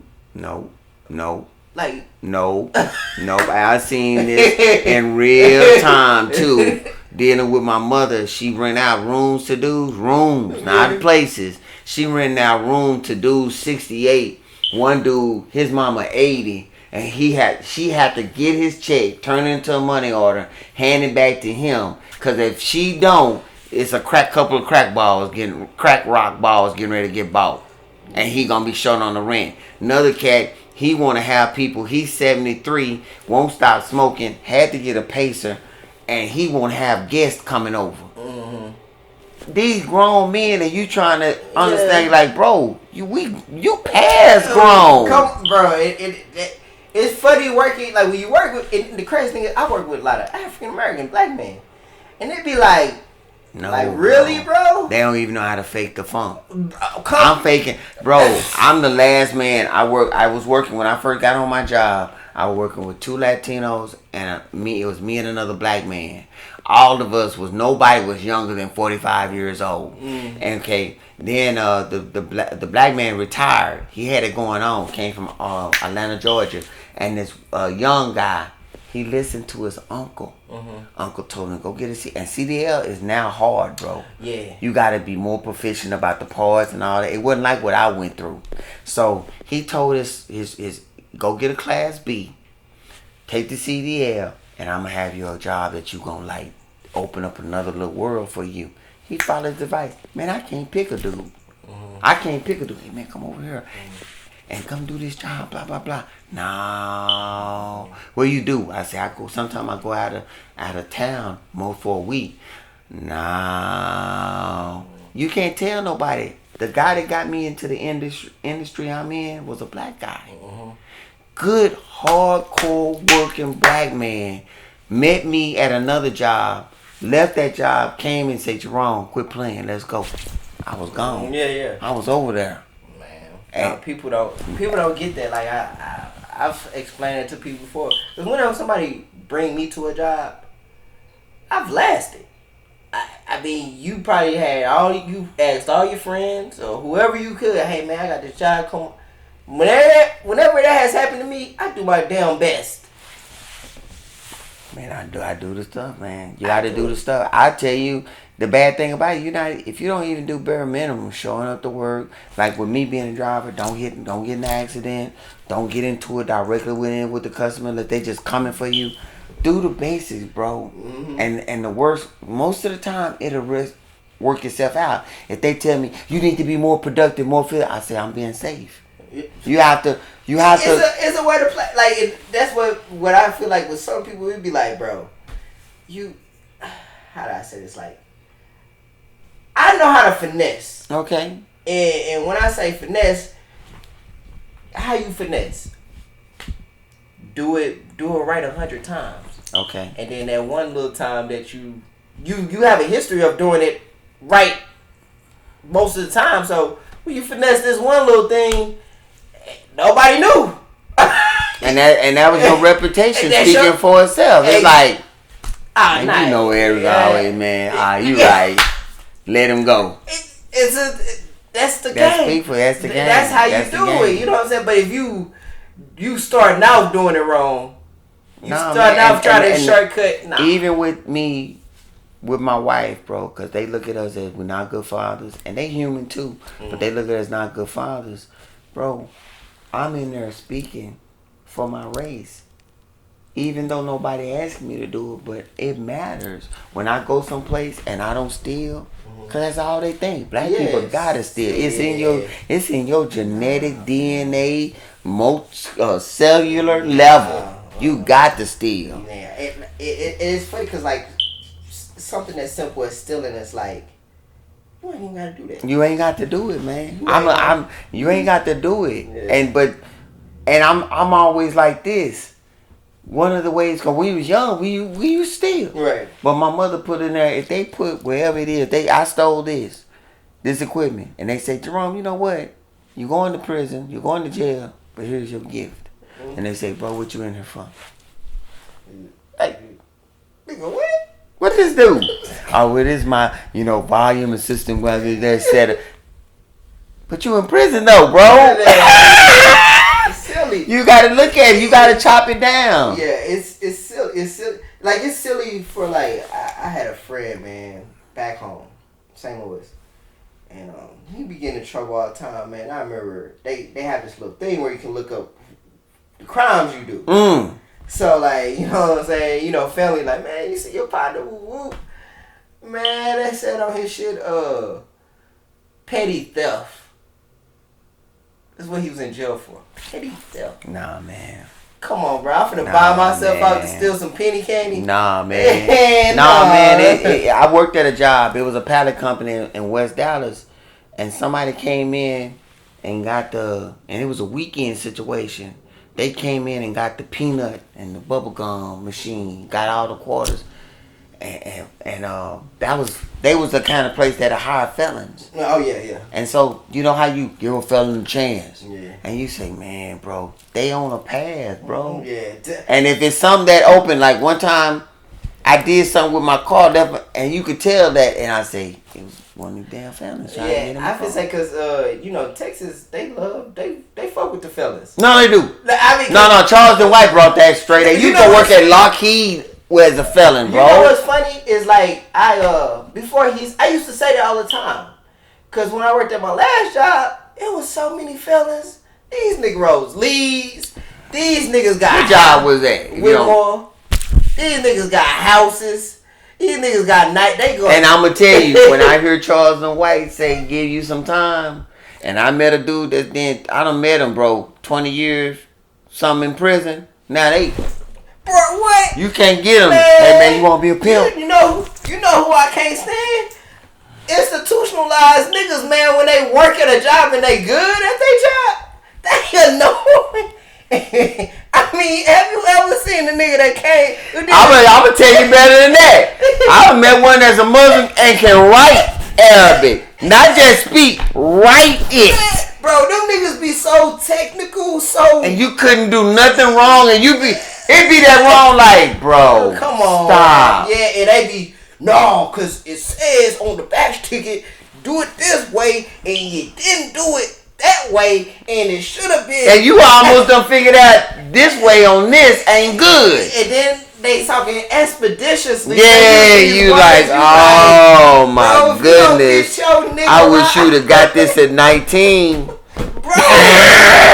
I wish you'd have did this at 19. Let me go do 20 plus years. Oh my God. Man, they be on. They be on it, bro. They be like, I hate, man, I just know that from working in Texas. Like working in Dallas, like I'm working with convicted felons, bro, and the ones that come home and bro, they be so. I ain't going back. They like never. They like what you call that, like military people. Yeah. Like, no, yeah. Like seriously. No, like, yeah. They like, that's it. They and I'm gonna tell you something, man. So we saying freedom is a hell of a drug, man, bro. Come on. Freedom is a hell of a drug. Cause for you to have somebody to convince you, I need you to stand on me, and then when you finally say graduate from having somebody stand on you, you're really kind of like not free in your mind. You're disciplined to keep your mind from, hey, come back over here, mine. We over here, bro. Yeah, nah, it's crazy. Like when you see that, you be like, man. Every time I meet one of them niggas, I always tell them, you institutionalized. I just wish they could have caught it before they did the time. I'm gonna tell you, because when you meet people that's in the middle, came out of the military, same thing with the military. Yeah. You meet them like that, and I heard Kevin Samuels. That's why I loved him, because he say, man, you really took a shortcut. Yeah. He say, because you went through a program and you followed the program. And like my sister, she's a realtor, and her husband is retired first sergeant. Out of the military. She tries to connect him with business, and I try to explain to him, tell me when he was doing business in the United States Army. So she's trying to get him to connect and do this. She even started him with his own landscaping business. You think that dude kept that up? And now he get a check from the government, retirement and disability. Yeah, he chilling. Man, come on, player. Man, come on, but she come from this business, taking this and doing it. He don't get it. Nah. Yeah, nah, for real. That's crazy. You died for real. That's So I want to, I mean, when I went to the military, and I tell people, when I meet real racist white people, it's weird that they didn't go to the military to me. Oh, really? Why not? You know who gives me more respect? Because I have the status of a veteran? White people. Of course, yeah. I done got more people. When I put that on my license and a policeman pulled me over. Oh, yeah, you get off. Man, the only time I didn't get off when he was Latino. You know what's funny is And I was, hold up. I was like a white woman. Huh? Gave me a ticket, bro. One cat gave I just knew to shut up. My mama went the same way. You did this too. And I didn't fall for this. Yeah. Bro, my mom is worse than that, because I don't care who you is. If you don't respect that I'm a goddamn veteran, fuck you. No, I'm appreciative, bro. I'm like, y'all like that? Nah. That's what I tell anybody. You got to go get whatever give you some inches in your life, put you in head in the line. College will do that. And the military will do it. And it don't add them together. No, don't do that. It's a wrap. So that's what when people say stuff, I say, bro, you couldn't be in the military. If you was a military, you couldn't have an honor. I'm just making a point to even be on the front line, which is more honorable in other people's eyes. And then you couldn't even come back and get loans. You can get loans being a veteran, bro. Oh, yeah, You can get opportunity at the post office. This would mess me up. Now, I don't know. I went and took the post office test, and because I said I was a veteran, they gave me points. But then, so I put the points down, then I passed the test. Yeah. They called me, they say, now we need to see the verification that you was in military conflict for more than 6. And so I said, well, I wasn't in conflict, but I was in, them points. I said, I gotta get shot. And don't get shot. You that's more points. Conflict, being wounded, more points. I knew that because my mom took the test, and she, you know, when she would like, you know, people, because she would take, like, say for wherever she was working at, this white guy was taking it too, and so when the test scores came back, hers was higher than his, but he don't know she was a veteran, and that's the only reason why. My homeboy Tracy, and I'm gonna put it to you like this. To me, what I like about Tracy, and when I tell anybody about the work, Tracy don't vote. Tracy don't care about political nothing. Tracy just goes to work. And when I went to the post, when I finally got my opportunity to work at the post office as a casual, which can lead up to being full employee, I didn't take it because I wanted my weekends off. And they said that. That's what I'm saying. That's stupidity on me. Yeah. And the post office, he even predicted that the post office was supposed to be dead in 2007. Yeah. They allocate still money for whatever reason. They allocate money. Yeah. They paying people $25 an hour. I feel say, you know what's funny is like my mama always kind of explained that to me, working there, that it'll never go out of business. You couldn't have told him that, and I see what she's saying. And it should be out of business, bro. Technically. I mean, technically, but then to a certain degree, you gotta think of like paperwork.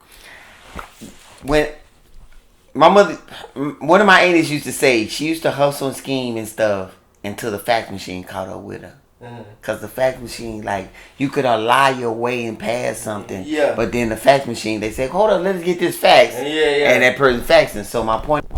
What was you saying? So after the internet come online, that reduces it increased one level of the hustle, but it decreases. So if you're not intense on the hustle, then you just your game and your lives, you just went away. Your opportunity for games and lives. But if you're in it, then it open up another horizon because what my son explained to me, which I didn't understand, he say the stuff y'all on when it comes to the internet is called the iceberg. You're just looking at the tip. He said the dark world, when you look at the iceberg, he said that's 80% of the iceberg is underwater. So if your game is in it and you own 3-4 computers going through land, then that your game just increased.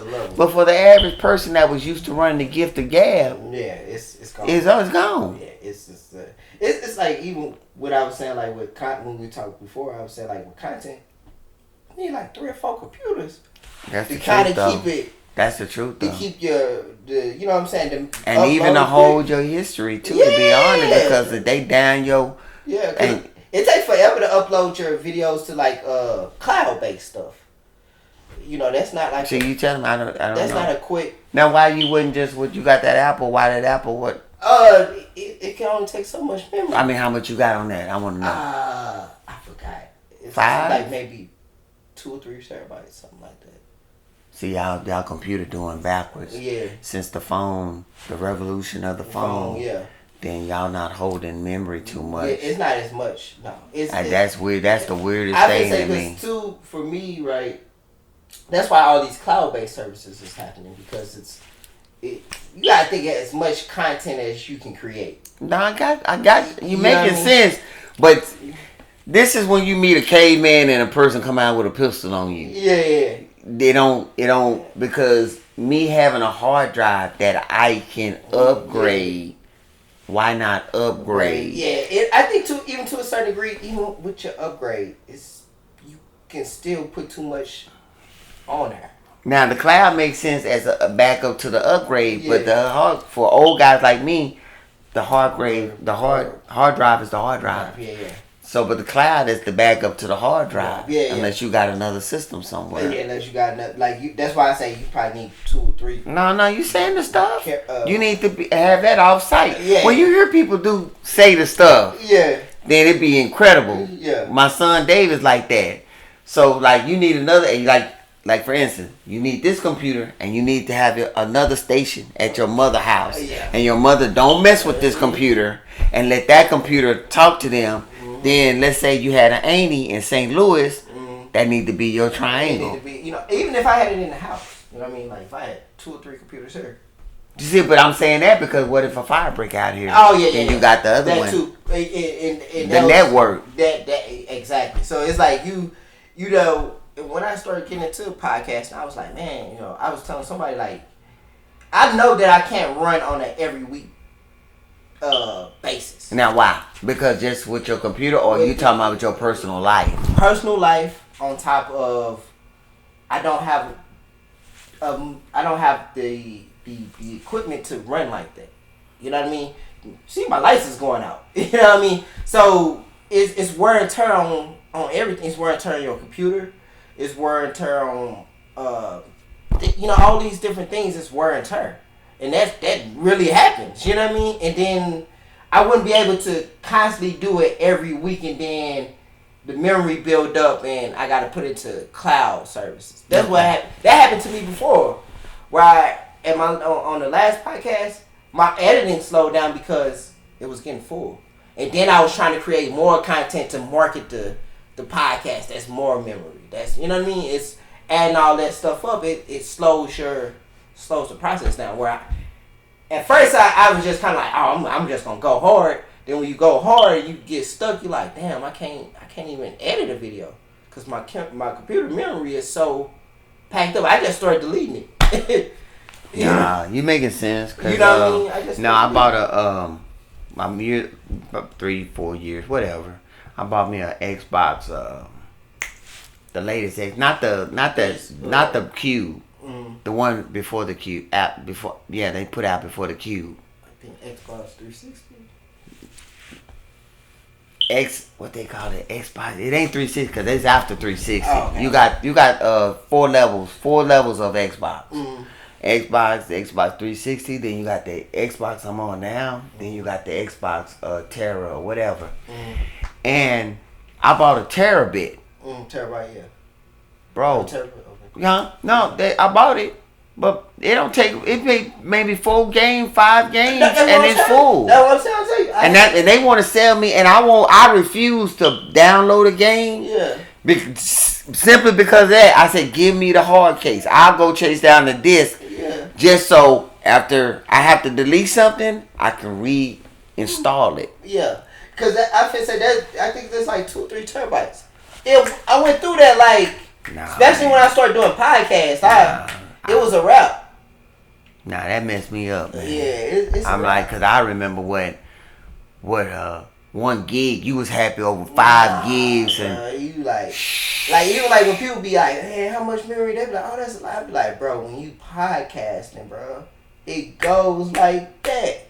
When I was doing music videos, it wasn't that bad. You know, I ain't. Now, why do you think that is? Because I didn't do many music videos. I didn't really do music. You know, I'm doing hour-long podcasts. I got you. And then I'm so not used to the computer messing up and this, that, third. So I'm just going to town. I'm putting all type of stuff, all type of content. Hell, I'm splitting up the episode 1, 2, 3. I'm putting them all together and just having a good time. Man, that shit draining my goddamn computer. It's taking all the memory away. You know what I mean? It's like, even just for that, because like I said, I'm creating other stuff. I'm taking pictures. I'm doing this. Man, when you don't need more to run. That's true. Because on my phone, I got 500 gigs. Yeah. But I can run on that for some whatever. But like you say, I ain't doing videos. Yeah. And if when you start doing all that, man, it takes up so much time. I look at all of from a podcasting standpoint. I look at it all man, you need cameras. Editors. No. Because I think my daughter was asking me, and I say, you go somewhere faster when you unify with somebody. Yeah. You can do by yourself, and that's good guerrilla warfare tactics. But having somebody get your back, man, that's something else. Having somebody, what can they do? And if you even vibe or get along with them, that's half the battle. That's the battle. I've tried to tell that to people where it's like, sometimes, bro, it just, man, if I could just vibe with you, I'm cool. If I can vibe, because just to say, for instance, to do podcasting, how many people, for you to take time out of your day to come do a podcast with me, man, I appreciate that. That takes a lot. I mean, not all people are going to do that. I mean, but yeah, this is what when you say I'm not a singer that need to quit his job. I'm not an actor that need to quit his job. I'm not a model that need to quit his job. I'm not a designer. I'm nothing that I need to quit. Like I try to tell anybody, if you can't make money off of whatever it is your passion is, player, this is your hobby. I tell them about the Wright brothers. Yeah. The Wright brothers had a bicycle shop, but they was working on an airplane. Yeah. So I'm having fun. Everybody want to wait till Halloween. Don't wait till nothing. Create your party. Enjoy. I'm getting to talk to somebody that I respect. Mm-hmm. Talk on things. Hang out a little bit. My wife, she kind of respect me doing something. Getting that away from her. That's what Kevin Samuels told this guy. Sometimes you have to go somewhere. You can't just... I don't care if money ain't a situation with you. People like to see you work. Yeah. People like to see you active. Even if you faking it. Yeah. If I'm just making a point. So, but it's something, I don't know. I'm not gonna. People don't like when you say this. I'm not gonna go to Hollywood no time. Nothing. I'm not. I was talking to my daughter's boyfriend, and he said, I said, what you want to do? He said, I want to be a comedian. I said, oh, player. I said, show me the videos on YouTube. Oh, I don't have no. I say, nigga, what is you doing? Right. My whole respect, man. I tried to tell my daughter, he's not a good dude. Right. He a good dude as far as personality, but he's not gonna do nothing. Yeah. Today time, I want to be a comedian. YouTube is right there. Man, so you just gotta learn the parameters of the game. I want to be an analyst. You can do almost, work on it until you can make money or be involved in it, and you don't, but that's just your passion. That's something you enjoy. Like, for me, I enjoy this, like, for just having a conversation. Yeah, that's true. I just enjoy just having a conversation. Then doing it on camera, then I get to put it up on my YouTube, and I'm like, Man, if I could put it on TikTok, it'd be the mothers. I can't put it on TikTok. I'm gonna look into it. Man, you know what's funny? I don't have a TikTok. My wife got me on it, bro. My wife think she think I'm cold, bro. Yeah. My wife love me, man. So my wife, you need to go to TikTok. I say, I'm scared, bro. You know, them Chinese, they'll mess you up. Yeah. Baby, go to TikTok. Mm-hmm. Bro. That's what I was saying. The Chinese I'm not telling you me. Come on now. Look at the age difference. You saying the same thing. I'm scared. I'm scared to go on TikTok. My girl be on TikTok. They was saying something at work about how they can do something. You said, man, they listening. They did this. Man, I say, man, well, I guess I am kind of fucked because my girl be on TikTok. So she tell they ain't telling. Yeah, that's Eric. That's BlackCurse. AKA BlackCurse. How you doing? Yeah. Hey, identifying, and when your face hit the thing, they. It's so funny because like people be.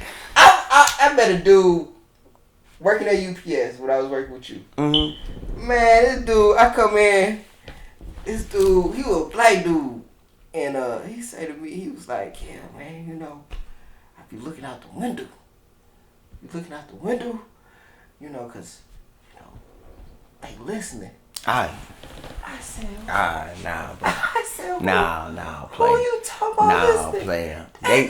They ain't got to use the window, player. That nigga said the government. Nah. I said, man, hold on, wait a minute, hold on, bro. That's what I hated about that place, man. I ain't even got in a fight since that place, man. I said, you know how I was fighting and all that stuff. Bro, I ain't even think about that. 2000, maybe 16, I ain't got into a fight with nobody. You had some really characters. So this dude, I'm like, I said the government. I said, bro. I said that's simple mathematical equation. Let's do it. Simple math, bro. You work. This your only job. This right? Your only job. Yeah. You got the dude was he didn't have no girlfriend. See, come on, that scene there, you getting weirder. Bro didn't do nothing. I think he was still living with his mama. I said so. Let's do simple Bro, you work at UPS. Come on. Which is a labor job. And part-time. And part-time. You live with your mama. Mm-hmm. You don't have a girl. Mm-mm. You don't. I've learned to watch that. You no. On top of that, I don't even think you getting girls. No, I get a weird vibe from you. You don't even know. You're not even motivated to go pay for a woman. Hey, come on, bro. So you mean to tell me they ain't got nothing better to do? You mean to tell me you think the government is watching you when you ain't committing no crimes? You don't even buy pussy. Come on, man. You live with your mama and you think the government is... How much money we gonna get out of this dude a year? It's not that... And you ain't creating nothing. You ain't traveling nowhere. You ain't connected to somebody. You're not even trying to take the government down. Who is you? Who is you? And you seriously think the government... Who is you? Watching you? I was like... You don't even know the cartel. Name a member of the cartel. Name one. I was like, bro, you wasting a lot of time and energy into something that just does not make sense. Like, why would the government... I was telling somebody, I said, you even got to look at it like this. Putting this camera on. And you think if I'm the government, because when you do content and you have to edit, you got to watch the film. Okay. To take... you say, come on, take this out. I got to do this. They watching us more. TikTok or whatever we put this on, they gonna watch us more than they watching him.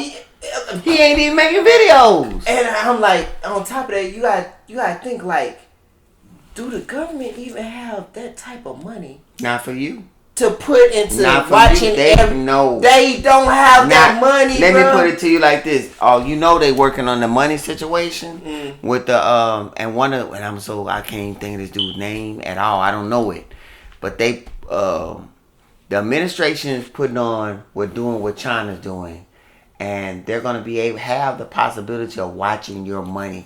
Almost whatever from Venmo, EBT, all the stuff, PayPal, they're gonna be able to watch your money, and your privacy is just getting ready to evaporate. Yeah. They put a blockade where they're fighting this. Mm-hmm. They're imitating China, bro. China can make you spend your money. Mm-hmm. If they pay you $1,000 and you saving it, you good.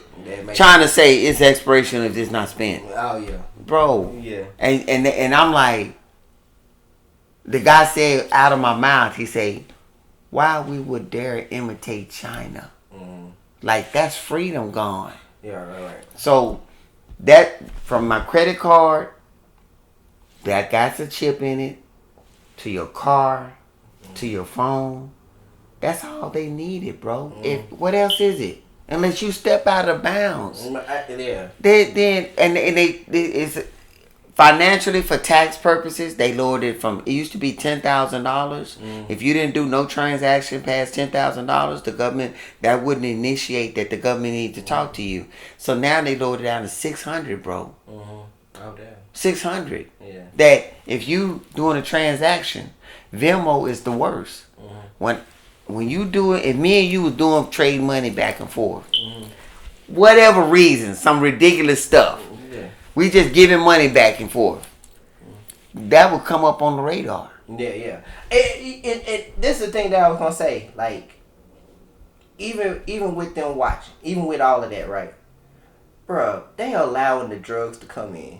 Okay, now see, man, they allowing the prostitution. Yeah, come on. Now. They allowing all this to happen. They do the prostitution had to go underground. Yeah. But the point that I'm making is that at the end of the day, even with whatever they put into place, you still gonna be able to buy your drugs. You still gonna be able to sell drugs. You still gonna be able to do what you want to do. Yeah, but they looking at it like this, because if you could, cash is king. If you can get rid of cash, that's a whole level of tax money. Yeah. I mean, think about it. It's the truth, Eric. You know how we sitting up here talking about it's $1 trillion debt? Mm-hmm. Let's just say all of us lost our minds and we was able to pay all our bills, do all our stuff, and the excess we had, we gave it to the government. Man, do you know in 1 year the tax debt on the United States could be wiped out if we all gave the money? I mean, I'm just making a point. Yeah. That's what they want. Mm-hmm. They can't get it all from us. Nah. But they coming for the money that they not getting. Yeah. And I mean, and that is, to me, I look, even when people get like mad about taxes. Man, government's been taxing since the beginning of time. Yeah, but it's getting where, in the United States, the middle class, respectfully, this doesn't go against who you are and your family. Oh yeah. You would have been in the house by now. Easily. Oh yeah. Easily. Yeah. That's gone. You got to look for a damn crack in the dam. I was telling one of my aunties that I was like, man, in the state, because I was like, I kind of want to move out of Texas, and I was like, in Texas, if you try to get you a house, you locked out of there right now. You locked out. But this is the point. Here's the old dude that I was taking my wife. I was living in apartments in North Dallas, Webb Chapel Extension, and my wife was one of them frail chicks. She couldn't bust babies wide open. So I'm picking her up to keep the strain off of her walking up the stairs. Because in apartments, you always talk, don't stay on the first floor for your safety. So the white woman told me to save your money, get credit. And I used to save my money.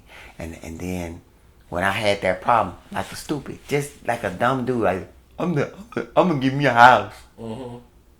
And bro, I went and got a house. Yeah. And I was so stupid. The guy said the house was for $50,000, and the dude said, "Man, I just can't let this house go for $50,000. I'll let you go for $55." Yeah. Cool. Okay. He probably gave you for $35. He could have got it. He could have got it and went through my pockets, and I'm butt naked. Yeah. And I got it. What am I trying to say? That's how easy it was to get into a house. That'll do $3,000. One dude, remember Christian, who I used to hang with? I ain't got no $20,000. I said, man, I'm telling you what I done. I ain't telling you what I imagined. No, player, you need at least 10. No, you don't. Man, you don't need that. But all that has been phased out. It's phased out. It might come back through a depression.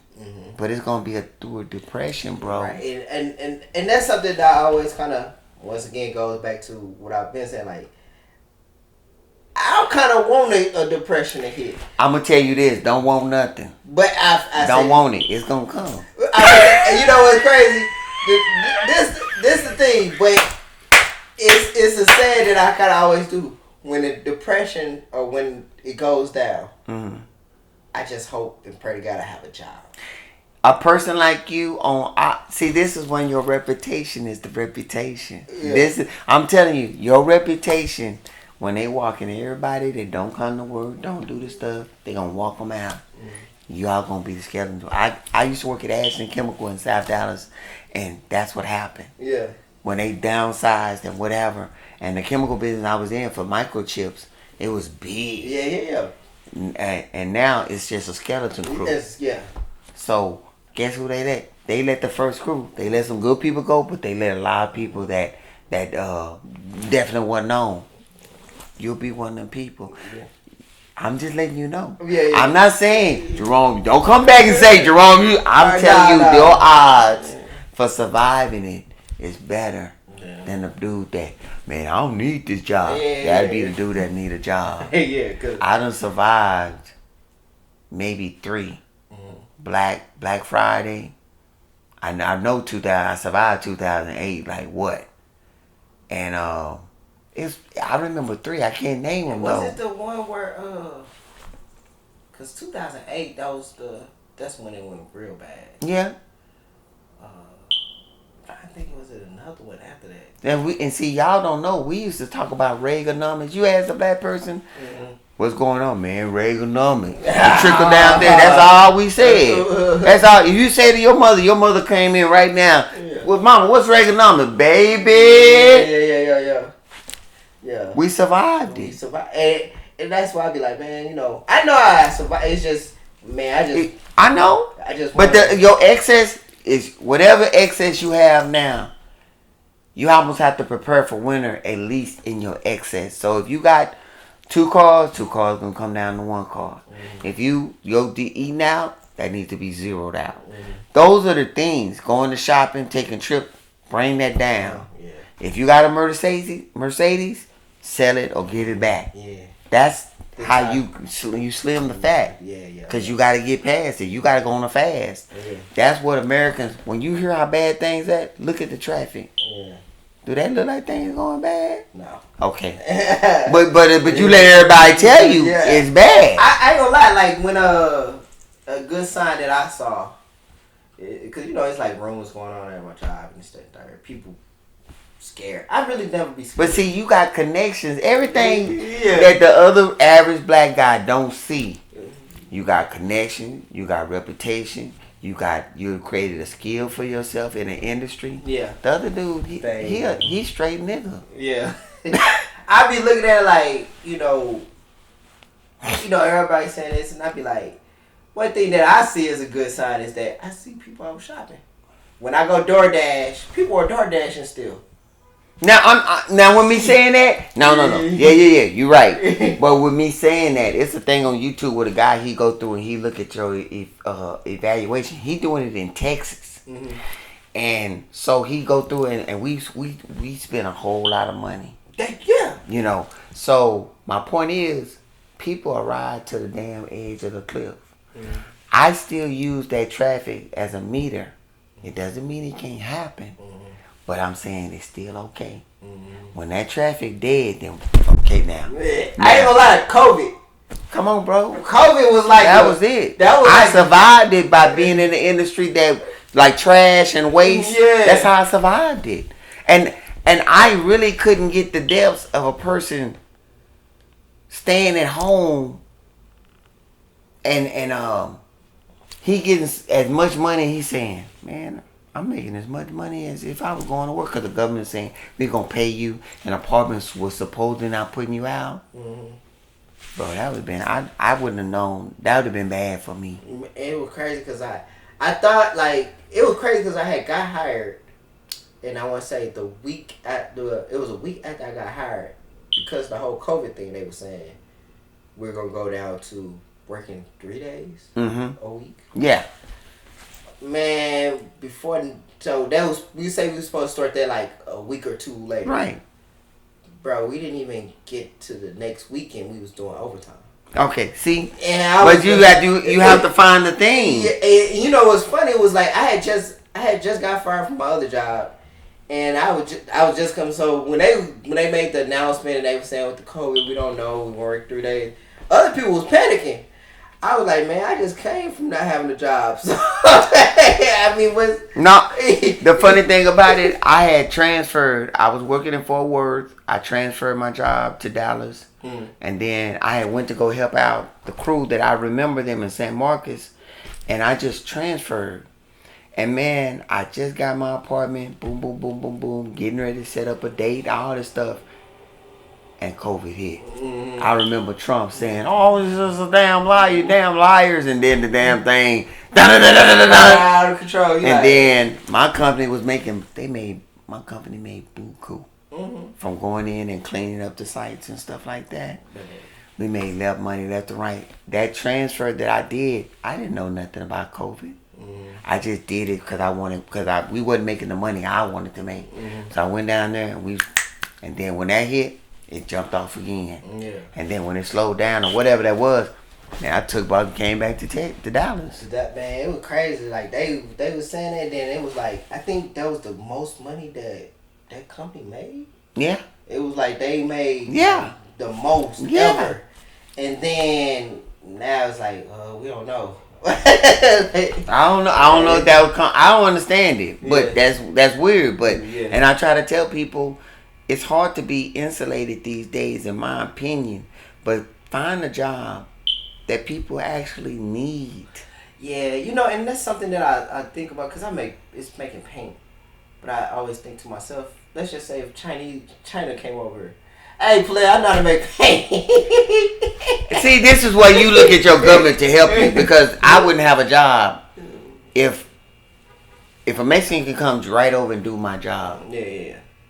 I wouldn't have a job. Right. But he got to go get his CDL. And He had to go to perimeters. Right. And being a CDL driver, that's federal. Yeah.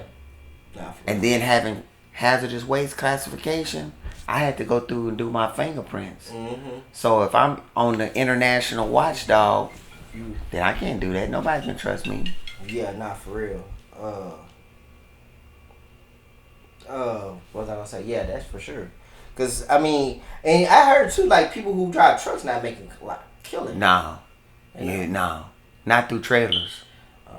Not through trailers. You have to be specialty. Mm-hmm. Even in the industry I'm in, everybody not gonna do my job. Mm-hmm. So if you got a trailer, when I say a 50-foot trailer, everybody do that.